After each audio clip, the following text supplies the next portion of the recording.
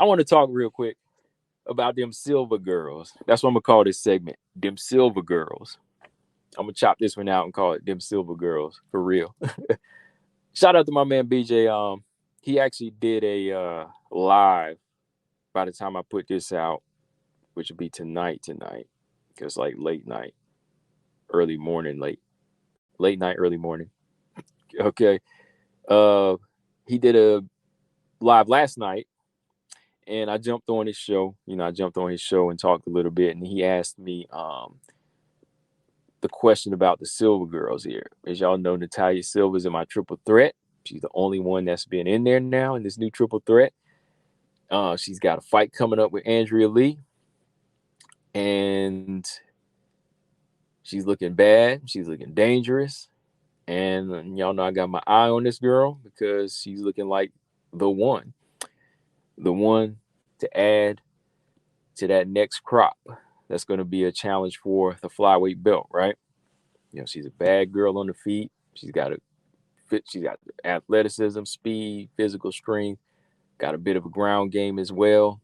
Got a little pizzazz to her style, fun to watch. She's like a Joanna with a little bit more pop to her shots, quick, all of that, right? Fun to watch all around. Then you got Karine Silva, who I love to bring this up just because she's the only one with it. The 100% finish rate, all finishes, TKOs, and many submissions on her resume, and she's continuing that so far in the UFC with what she's got, with what's been given to her, and I want to see another fight with her. She's got a fight coming up against Marina Monroe. They're both on the same card. Them Silva Girls are on the same card. The card with Whaley and Lemos. So it's like, wow, this is going to be a bang-up card right here. But yeah, Karine Silva's on there, and she's about to try to show up and show out against Marina Monroe in a rematch of their fight from 9 years ago. Karine Silva's definitely looking like something. But the question BJ asked me in his show yesterday was who's the more dangerous fighter? Or who's the more dangerous fighter? Because he feels like, in his opinion, Natalia Silva looks like the more dangerous fighter out of the Silva Girls. And to me, I can see where he's coming from because we've already seen the work put in, right? Natalia Silva's already beat 3 fighters in dominant fashion. So she's definitely looking like a dangerous fighter. The scary fighter, but to me, I think that Karine Silva, I think she can be dangerous too, but I can see where he's coming from. Like, this is what I said too on the show. I can see where he's coming from as far as Natalia Silva being like the more dangerous fighter, because we've seen her use a little bit of everything in her fights, and we've seen her control fights now. Teresa Bleda, she stopped. Leonardo, she stopped. She dominated Jazzy Vicious on the feet, and now she's fighting Andrea Lee, right? So she's looking the part of like a dangerous fighter, especially even for a girl like Andrea Lee, So, yeah, I can see where he's coming from as far as her being a dangerous fighter. But to me, I think Karine Silva, she has an element of danger too, because she's finishing all of her fighters. And I think fighters with that mindset, that's all they know. I mean, that can be a gift and a curse. Like when you look at fighters like Deontay Wilder, it's a gift because they're always one punch away from knocking somebody out. They have that great equalizer, right? They have that about them. Macy Barber has that equalizer where she can always put that one shot on your chin and change the whole course of a fight, right? That's a beautiful thing. That's a gift to have that heavy hand like that. The curse is the curse is going to be your reaction to not being able to stop a fighter, fighting a well-rounded fighter that can neutralize your power or take away your ground game, you know what I mean, or keeps you at bay for the majority of the fight, or takes away all of your weapons and takes you into deep waters, right? That's the curse there. That's the curse. Like we seen it with Wilder, we seen it with Macy Barber now. So it's kind of a gift and a curse to have that finishing rate, but I still think that makes her a dangerous fighter. We just haven't seen her against a well-rounded fighter yet in the UFC, but there's still a dangerous element to her.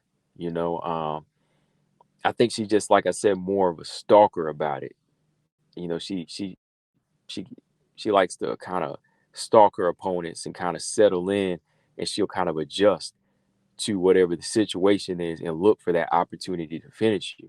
Like I said, it's not always going to come, but that's what makes it look dangerous on this end for right now, right? I definitely give Natalia Silva the edge when it comes to being dangerous because we've seen like her footwork, we've seen her handle fighters in the clinch for now, and we've seen her on the ground too. So she does look like the more dangerous fighter because, like I talked about in another video or episode, she's very fluid. She's very fluid on the feet and confident. She's not really tense. And she commits. She commits to the ground and she commits to touching you and hitting you hard, right? In some of Karine Silva's fights so far, we've seen her just kind of like I said, go through the motions and look for moments. She's been outstruck here and there, finding range with her shots, but not really landing anything big. But it's when she gets you to the ground that's just so dangerous, right? So I think it just comes down to everybody's element. Like Natalia Silva is on the feet. That's what makes her dangerous. But Karine Silva is on the ground. And when she's on the ground, she's dangerous, right? So I think it's kind of even now because they're both unranked and they both beat a crop of unranked fighters with dangerous, with their dangerous elements, So to me, Natalia Silva has the edge, but I would still say Karine Silva is looking like a danger to the girls on this tier right now too, unranked and 10 and below. Just because her mind frame is to finish. Like I said, when you have that finish mind frame, you're always going to go for that. Um, Dangerous now, like I said, it's a gift. It's a gift because you have the equalizer and whatever it is you do, you can go in and get it done. But the curse is not being able to make adjustments and fight the distance if you not having a plan B is basically what I'm saying.